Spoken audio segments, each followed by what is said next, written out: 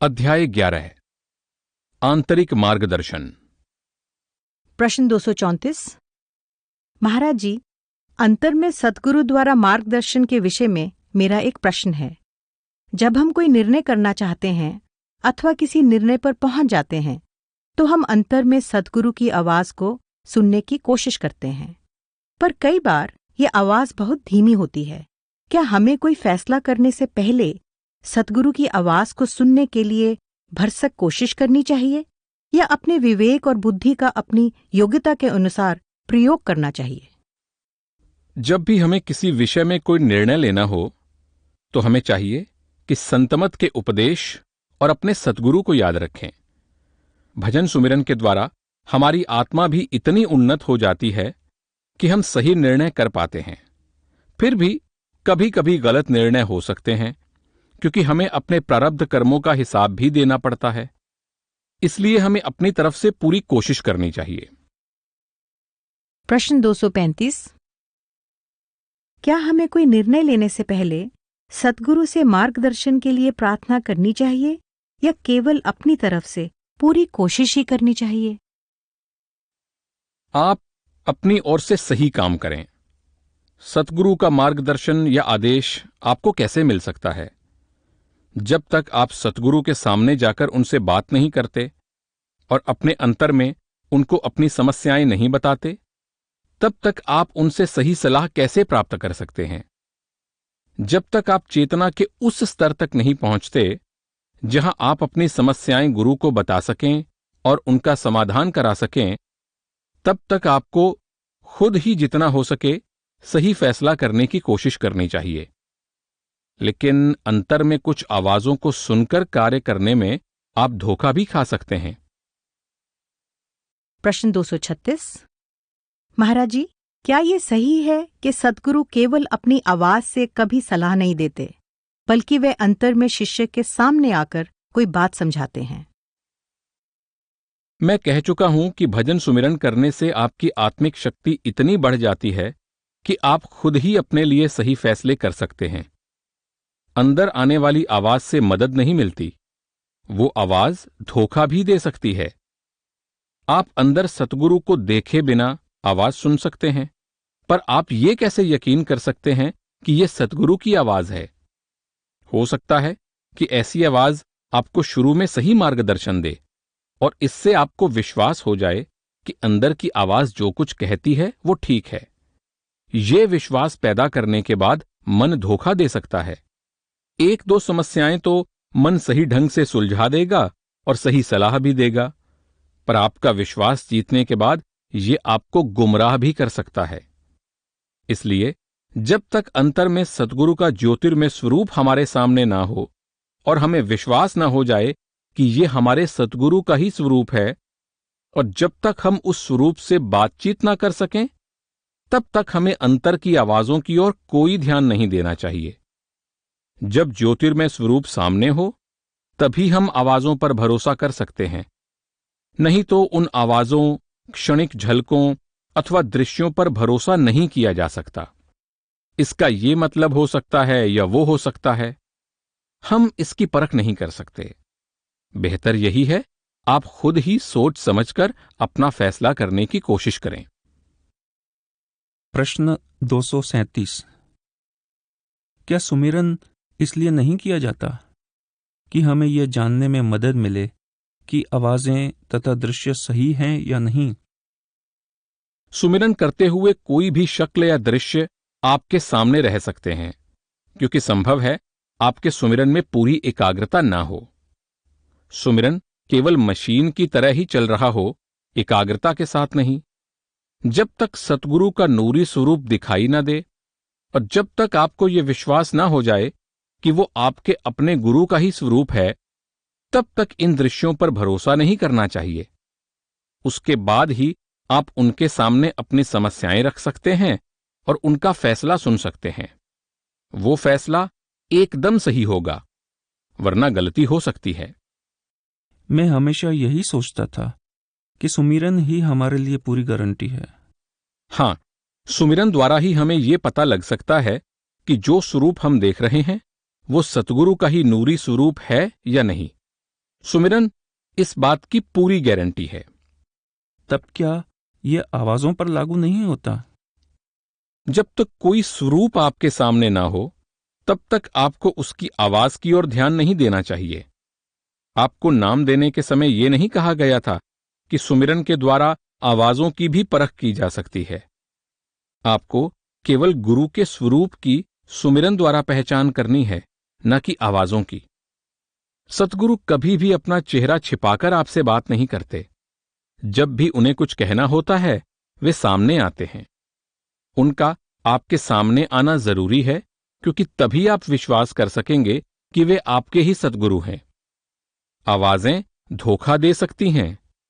कभी कभी हमारा अपना मन ही हमसे बातें करने लगता है, और अन्य कई चीजें भी हमारे मन से ही पैदा होती हैं। हमें अपने अंदर अपना ही चेहरा दिखाई देने लगता है, और हम सोचना शुरू कर देते हैं, मैं ही ईश्वर हूं, मैं अपने आप को देख रहा हूं, मेरे सिवाय इस संसार में और कोई नहीं है। ये सब मन के धोखे हैं। और फिर हम इन शक्लों और आवाजों की व्याख्या अपने सोचने के ढंग से करने की कोशिश करते हैं। जैसा हम चाहते हैं उसके अनुसार इनका मतलब निकालते हैं, क्योंकि हमारा मन तो पहले से ही हमारी इच्छाओं के अनुसार चलता है। इसलिए यही अच्छा है कि इन बातों की ओर अधिक ध्यान ना दिया जाए और इन शक्लों तथा आवाजों की परख ना की जाए। इसकी जगह सतगुरु के नूरी स्वरूप तक पहुंचें और इस बात की परख कर लें कि वो आपके सतगुरु का ही स्वरूप है। तब आप अपनी समस्याएं उनके सामने रख सकते हैं, उनसे बातचीत कर सकते हैं। उसमें कोई धोखा नहीं होगा। प्रश्न 238। महाराज जी, क्या डर भजन की उन्नति में बाधा डाल सकता है? किस चीज का डर? कि कहीं सद्गुरु के नूरी स्वरूप तक पहुंचने से पहले हम भटक ना जाएं? हमारे अंतर्मन में बहुत से डर छिपे हुए हैं। वे सब हमारे गुजरे हुए संपर्कों, मोह तथा दबी हुई इच्छाओं के कारण हैं। केवल इस जन्म की ही नहीं, बल्कि पिछले कई जन्मों की। ये डर हमारे अंदर दबे रहते हैं और भजन के समय हमारे सामने आ जाते हैं। हमें इनकी परख करने की कोशिश नहीं करनी चाहिए और इन बातों को कोई महत्व नहीं देना चाहिए। भजन सुमिरन द्वारा हम इन सब चिंताओं, संशय और डर से ऊपर उठ जाते हैं और उन्हें दूर कर देते हैं, वरना मनुष्य को हमेशा किसी न किसी तरह का डर बना ही रहता है। हमें रोज नियम पूर्वक अपना भजन सुमिरन करते रहना चाहिए। तब धीरे धीरे हमारे सारे भय दूर हो जाएंगे और हम निर्भय हो जाएंगे। तब हम किसी भी चीज से नहीं डरेंगे, चाहे इस संसार में कुछ भी हो जाए। भजन सुमिरन हमें निर्भय बना देता है और भय का केवल यही इलाज है। हजरत ईसा ने बाइबल में कहा है, ज्यादा से ज्यादा वे तुम्हारे शरीर को मार सकते हैं, तुम्हारी आत्मा को नहीं। सबसे बड़ा डर यही है कि हमारा शरीर छूट जाएगा। हजरत ईसा कहते हैं कि तब क्या हुआ, वे तुम्हारी आत्मा को तो नहीं मार सकते। गुरु अर्जुन देव जी कहते हैं कि आत्मा जन्म मरण और दुख सुख से ऊपर है। यह ना युवा होती है न वृद्ध। ये अमर, अविनाशी और अनादि है।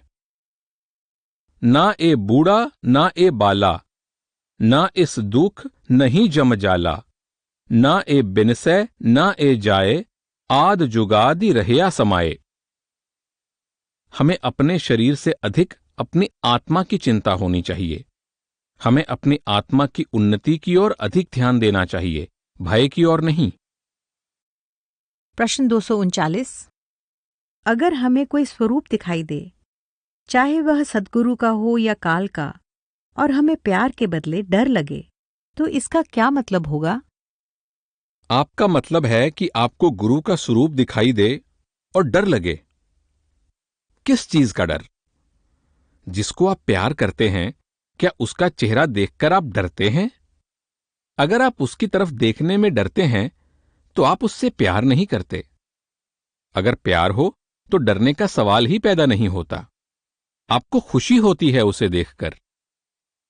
हमें कभी डरना नहीं चाहिए। न तो डरने की कोई बात है और न ही नुकसान होने का खतरा।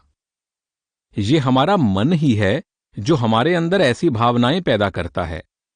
ये ऐसे विचारों द्वारा हमें धोखा देना चाहता है। डरने की तो कोई बात ही नहीं है। कभी कभी कुछ लोग अंदर प्रकाश को देखकर डर जाते हैं। उन्हें प्रकाश की चमक दिखाई देती है और वे डरकर भजन में ही नहीं बैठते।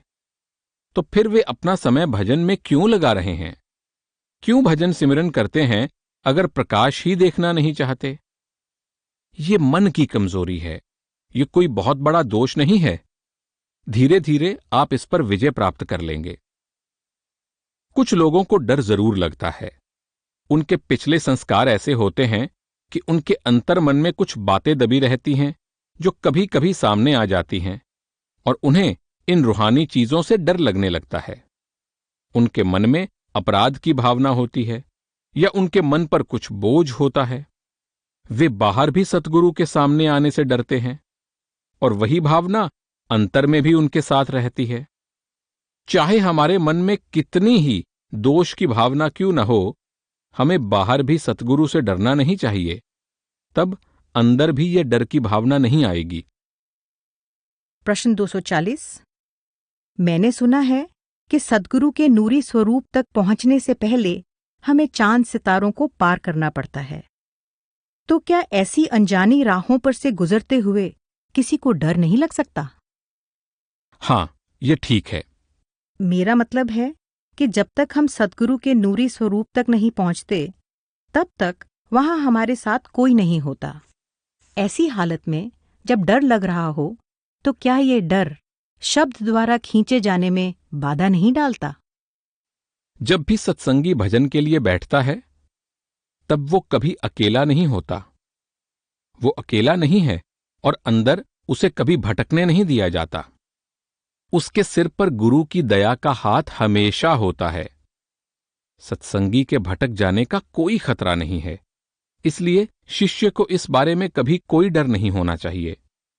जिसको पाने के लिए हम भजन सुमिरन कर रहे हैं, वो हमें राह दिखाने के लिए हमेशा अंतर में मौजूद है और हमें कभी चिंता, भय या शंका नहीं करनी चाहिए। प्रश्न 241। क्या सद्गुरु शिष्य को अंदर के प्रलोभनों में फंसने से भी बचाते हैं? इन प्रलोभनों से बचने के लिए सबसे बड़ा कवच जो सतगुरु ने हमें दिया है, वो है भजन सुमिरन, और हमें उसका उपयोग करना चाहिए। अगर आपको किसी दुश्मन से लड़ने के लिए तलवार या पिस्तौल दी गई है, आप उसका उपयोग ना करें तो ये आपका ही दोष है। दुश्मन का सामना करने के लिए सतगुरु ने आपको भजन सुमिरन के हथियार बख्शे हैं। अब आपको चाहिए कि इन हथियारों द्वारा मन रूपी शत्रु का सामना करने के लिए तैयार रहें। भजन सुमिरन करें, तब आप इन शत्रुओं का सामना कर सकेंगे। प्रश्न 242।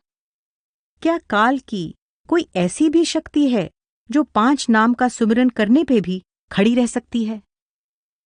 कोई भी दुष्ट ताकत सत्संगी के नजदीक नहीं आ सकती। हजरत ईसा ने कहा है कि जब मैं सीटी बजाता हूं तो मेरी भेड़ें मेरी आवाज पहचान लेती हैं, क्योंकि वे मुझे जानती हैं और मैं उन्हें जानता हूं। मेरी सीटी सुनकर चोर लुटेरे अर्थात सब विरोधी शक्तियां भाग जाएंगी। चोर और लुटेरे मेरे शिष्यों को धोखा नहीं दे सकते। अगर आपके अंतर में गुरु के अलावा और कोई रूप प्रकट हो, तो वो ठग या चोर के सिवाय और कोई नहीं हो सकता, जिसका उद्देश्य आपको नुकसान करना या आपको भटका देना है।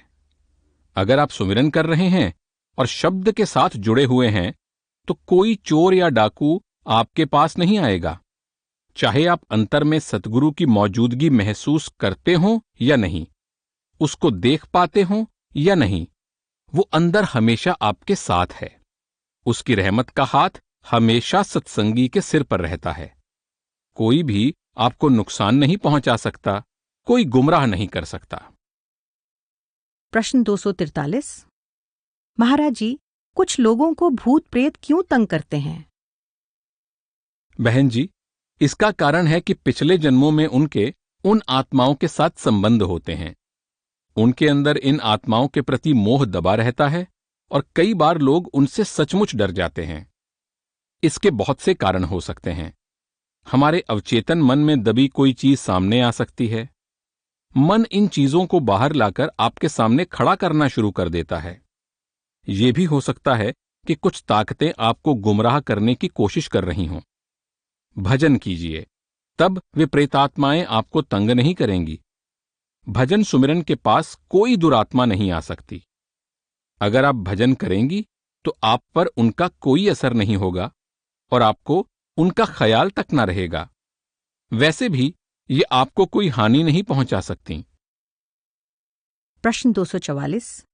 महाराज जी, अगर कभी हमें अंतर में भयानक शक्लें दिखाई दें तो क्या ये हमारे अपने ही मन की उपज है या वे सचमुच ही प्रेतात्माएं हैं? इसके कई कारण हो सकते हैं। इसका संबंध आपके अवचेतन मन से भी हो सकता है। आपका मन ही इन चीजों को बाहर आपके सामने लाना शुरू कर देता है। ये कुछ ऐसी शक्तियां भी हो सकती हैं जो आपको अपने मार्ग से गुमराह करना चाहती हैं। ये चाहे कुछ भी क्यों ना हो, आप अपना ध्यान भजन सुमिरन में लगाए रखें और इन चीजों की ओर ध्यान ना दें। प्रश्न 245।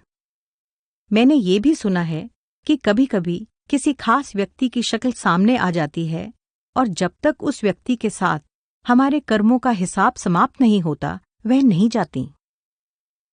किस तरह के कर्मों का हिसाब? नहीं, ये कर्मों से नहीं होता। कभी कभी कुछ व्यक्तियों के प्रति हमारा पिछले जन्मों का बहुत गहरा मोह होता है और हमारा मन ही उनकी शक्लें हमारे सामने ले आता है। वे हमारे पिछले संबंधी, मित्र या साथी आदि होते हैं जिनका हमारे मन से मोह और प्यार होता है। अगर आप उनकी ओर ज्यादा ध्यान देंगे तो उनके प्रति आपका मोह फिर से जाग उठेगा और आपका ध्यान तथा चेतना नीचे गिर जाएंगे। लेकिन अगर आप सुमिरन करते रहेंगे और अपना पूरा ध्यान अभ्यास में लगाएंगे तो ये शक्लें अपने आप गायब हो जाएंगी। आप उनसे ऊपर उठ जाएंगे और वे हमेशा के लिए चली जाएंगी। इसीलिए नामदान के समय यह समझाया जाता है कि हमारे सामने कई शक्लें आ सकती हैं। सुमिरन करते रहने पर भी कुछ समय के लिए वे आपके सामने रह सकती हैं। आपको अपने सतगुरु के सिवाय अंदर किसी भी रूप या आकार की ओर ध्यान नहीं देना है। अगर आपको किसी गुजरे हुए महात्मा के प्रति दिलचस्पी है तो भी आपको उनकी ओर ध्यान नहीं देना चाहिए जब तक कि आपके अपने सतगुरु उनके साथ ना हों। अंतर में आपके अपने सतगुरु ही आपके असली मार्गदर्शक हैं। अंदर आपको किसी भी दूसरे स्वरूप को नहीं पहचानना है। प्रश्न 246। शायद परमार्थी पत्र भाग दूसरा में बड़े महाराज जी ने एक सत्संगी को लिखा है कि उसने अंतर की उस मंजिल तक पहुंचकर बहुत अच्छा किया है जहां वह ईसा मसीह से संपर्क कर सका। उसे आगे और भी मंजिलों पर बढ़ना चाहिए। इसका क्या अर्थ है? सेंट जॉन के अनुसार यदि हजरत ईसा पूरे सद्गुरु थे तो फिर उनसे और आगे कोई कैसे जा सकता है? सवाल यह है कि क्या उस सत्संगी ने सचमुच ही हजरत ईसा को देखा या केवल मन की कल्पना हजरत ईसा के रूप में प्रकट हुई?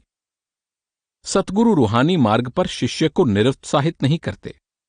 हो सकता है कि संतमत में आने से पहले के अपने धार्मिक संस्कारों के कारण सत्संगी का हजरत ईसा के प्रति इतना लगाव हो कि उसने इस राह को केवल हजरत ईसा को देखने के उद्देश्य से ही अपनाया हो। शिष्य ने अपनी मन की धारणा के अनुसार ही हजरत ईसा के रूप को देखा हो। हो सकता है कि वो बहुत नीचे की मंजिल में हो और उसने हजरत ईसा को देखा ही ना हो। हजरत ईसा को अंदर देखने के बाद ईसा के प्रति लगाव या मोह उसके मन से निकल गया हो। अगर आप गुजरे हुए संतों को देखना चाहते हैं तो भी आपको उनसे तभी मिलना चाहिए जब वे आपके सतगुरु के साथ आएं और आपके सतगुरु उनसे आपकी मुलाकात कराएं। वरना आप धोखा खा सकते हैं, गुमराह हो सकते हैं, क्योंकि आप नहीं जानते कि हजरत ईसा कैसे हैं। आपने कभी इस जीवन में उन्हें देखा नहीं है। मुझे अक्सर इस प्रकार के पत्र मिलते रहते हैं, शिष्य को यह कहकर कि जिसे उसने देखा है वो हजरत ईसा नहीं है। हम उसे भजन करने में निरुत्साहित नहीं करना चाहते। क्योंकि अंतर में इस प्रकार के दृश्य उसके अंदर भजन सुमिरन में आगे बढ़ने का उत्साह पैदा करते हैं। धीरे धीरे वो खुद ही परमार्थ में इतनी प्रगति कर लेगा कि वो जान लेगा कि वो कहाँ था और उसे कहाँ पहुंचना है। प्रश्न 247। महाराज जी, कुछ बातें मुझे अच्छी तरह समझ में नहीं आईं। मुझे नामदान के समय बताया गया था कि अंतर में जब दूसरी रूहें मिलें और सुमिरन करते रहने पर भी कायम रहें तो हम उनसे बात कर सकते हैं, पर आपने कहा है कि इनमें हमें दिलचस्पी नहीं लेनी चाहिए। क्या ये बात आप स्पष्ट करेंगे? नामदान के समय तो मुझे यही बताया गया था। नामदान के समय तो ये बताया गया था कि अगर हमारी रुचि अपने सतगुरु के सिवाय किसी और में हो तो हमारे अपने सतगुरु ही अपने साथ उन रूहों को लाएंगे, ताकि उन रूहों के प्रति हमारा मोह हमारी आध्यात्मिक उन्नति में बाधक ना बने। तब हम उनसे बात कर सकते हैं। लेकिन सतगुरु की उपस्थिति में कौन किसी और से बात करना चाहेगा? सतगुरु के सिवाय हमें अंतर में किसी और को तो पहचानना भी नहीं चाहिए। अगर हमारी रुचि किसी गुजरे हुए गुरु या किसी और में है तो हमारे अपने सतगुरु उनको लाएंगे और तब हम उनसे बात कर सकते हैं। लेकिन उस समय किसी भी शिष्य की उनमें दिलचस्पी नहीं रहेगी। प्रश्न 248। महाराज जी, मैंने सुना है कि काल भी सतगुरु की शक्ल बनाकर अंतर में आ सकता है। हाँ, ये सही है। लेकिन वह सतगुरु के चरणों की नकल नहीं कर सकता। पर हम सतगुरु के पैरों की ओर क्यों देखें? ये बात क्या आपने संतमत की किसी पुस्तक में पढ़ी है? नहीं, पढ़ी नहीं, सुनी है। ऐसी सुनी हुई बातों पर विश्वास मत कीजिए। हमेशा संतमत की पुस्तकों पर भरोसा कीजिए, और अगर उनके बारे में कुछ सवाल हों तो मुझसे पूछ सकते हैं। लोगों की फालतू बातें मत सुनिए। सही जानकारी देने के लिए ही इतनी पुस्तकें प्रकाशित की गई हैं। प्रश्न 249। महाराज जी, यदि बाईं ओर से आवाज जोर से आती रहे और बंद ना हो तो क्या करना चाहिए? सुमिरन और अधिक सुमिरन। सुमिरन के द्वारा हम बाईं ओर से आने वाली आवाज को दूर कर सकेंगे। हमें सुमिरन की ओर अधिक ध्यान देना चाहिए। आमतौर पर हमें बाईं ओर नहीं जाने दिया जाता। जो कुछ दाईं ओर है उसी की छाया बाईं ओर है, और ये काल का धोखा है ताकि आत्मा उसके चंगुल से निकल ना सके। लेकिन सतगुरु शिष्य को ठीक मार्ग पर चलाने के लिए हमेशा अंदर मौजूद है। नामदान के समय बाईं ओर की आवाज के बारे में बताया जाता है ताकि शिष्य उसके विषय में भी जान लें। लेकिन ऐसा बहुत कम होता है कि कोई सत्संगी बाईं ओर जाए। प्रश्न 250। महाराज जी, क्या सद्गुरु का नूरी स्वरूप वापस निज धाम पहुंचने तक शिष्य के साथ रहता है? बिल्कुल रहता है। उस स्वरूप के साथ के बिना कोई आत्मा वापस परमात्मा तक नहीं पहुंच सकती। आपने बाइबल में पढ़ा है, हजरत ईसा समझाते हैं कि मैं तुम्हारी आत्मिक उन्नति के अनुसार तुम्हारे लिए स्थान तैयार करने जा रहा हूं। मेरे मालिक के धाम में कई भवन हैं। उसके बाद हजरत ईसा फिर कहते हैं कि तुम मुझ में लीन हो जाओगे और मेरा रूप हो जाओगे, और मैं तुम्हारा रूप हो जाऊंगा। तुम मुझ में समा जाओगे और मैं तुम में समा जाऊंगा, और केवल तभी तुम परमात्मा में लीन हो सकोगे। जब हम अपने आप को खो देते हैं तो हम सतगुरु का रूप हो जाते हैं, सतगुरु में लीन हो जाते हैं, और तब सतगुरु के जरिए उस परमपिता में लीन हो जाते हैं। गुरु में लीन होना और परमात्मा में लीन होना एक ही बात है। दोनों में कोई अंतर नहीं है। गर्मी से कीचड़ का पानी भाप बन जाता है और बादलों में समा जाता है, और फिर बादलों के जरिए समुद्र में मिल जाता है। कीचड़ के पानी, बादलों के पानी और समुद्र के पानी में कोई अंतर नहीं है। प्रश्न 251। महाराज जी, भजन सिमरन की बात दूसरी है, परंतु जब हम कुछ दिन आपके साथ होते हैं और फिर आप चले जाते हैं तो हमें ऐसा लगता है जैसे मछली को पानी में से निकाल दिया गया हो। यह प्यार का अनुभव सद्गुरु ने हमारे अंदर पैदा कर दिया है। पर जब आप चले जाते हैं तो कभी कभी आपसे बिछुड़ना बहुत दुखदायी होता है। आप ये कहना चाहते हैं कि गुरु को अपने सारे शिष्यों को जहां भी वो जाए अपने साथ ले जाना चाहिए। इससे तो दोनों को परेशानी होगी। सूर्य निकलता है, प्रकाश की किरणें चमकती हैं, पर नींद और आराम के लिए रात की भी जरूरत होती है। हम कहते हैं कि सूर्य डूब गया, पर सूर्य तो डूबता नहीं। जब वो किसी एक स्थान पर दिखाई नहीं देता, उस समय वो कहीं और प्रकाश देता रहता है। लेकिन हमें सोने और आराम करने के लिए रात चाहिए। जब रात आती है हम सो जाते हैं, लेकिन सूर्य भी कहीं ना कहीं रहता है। सूर्य कहीं जाता नहीं। सतगुरु हमेशा हमारे अंग संग हैं। वो हर सत्संगी के अंदर हमेशा मौजूद हैं। हर सेवक हर समय सतगुरु के साथ नहीं रह सकता। सेवक का अपने सतगुरु से जो विरह होता है, इसमें उसी का फायदा है। ये विरह बहुत जरूरी है। इससे प्रेम दृढ़ होता है। इसलिए शिष्य को चाहिए कि वो अपने सतगुरु के विरह का लाभ उठाकर प्रेम, लगन और सच्ची तड़प के साथ अभ्यास करे, ताकि सतगुरु उसके अंदर प्रकट हो जाएं और तब सत्संगी हमेशा उनकी संगति में रह सके।